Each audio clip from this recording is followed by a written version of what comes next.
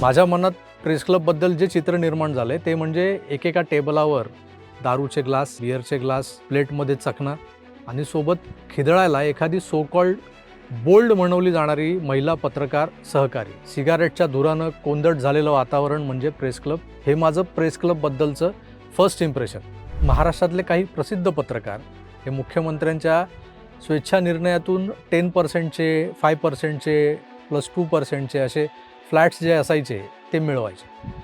या बदल्यात सरकारच्या विचारधारेची पाठराखण करणं, जी हुजुरी करणं हे त्यांचं काम असायचं. सध्याच्या गोदी मीडियापेक्षाही लेफ्टिस्ट लिब्रांडूंची संख्या जास्त आहे पत्रकारांच्या जमातीमध्ये. या डाव्यांमधला आय लव्ह मोहम्मद उर्फ समर मोहम्मद खडस. समर खडसचं मुसलमान असणं हा वादाचा किंवा चर्चेचा मुद्दाच नाही. पण सोशल मीडियावरच्या नवतरुण कीबोर्ड बडव्यांनी कट्टर लेफ्टिस्ट विचारांच्या समर खडसच्या मधल्या नावाचा म्हणजे वडिलांच्या नावाचा मोहम्मदचा जास्त गवगवा केला.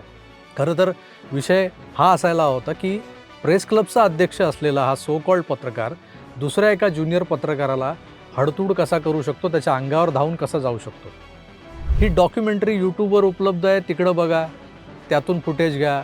इथं तुम्ही तुमचे कॅमेरे लावू नका, आता बाहेर जा.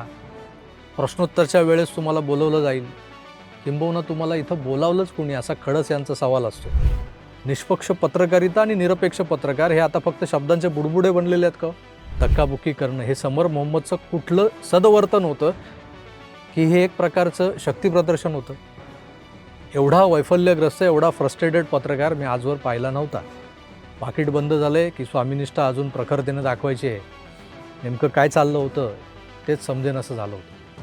म्हणजे स्वतःला पत्रकार म्हणवतात, पत्रकार संघाचे सभासद आहेत, प्रेस क्लबचे सभासद आहेत, त्यांनी तरी किमान पत्रकार या व्याख्येची इज्जत सांभाळा की.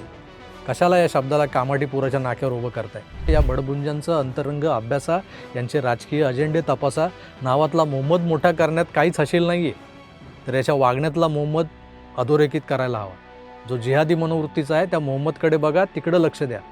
असेच रोचक, रोमांचक, तितकेच बेधडक व्हिडिओ पुन्हा तुमच्या सेवेत घेऊन येत आहोत.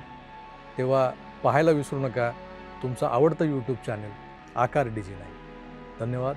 नमस्कार.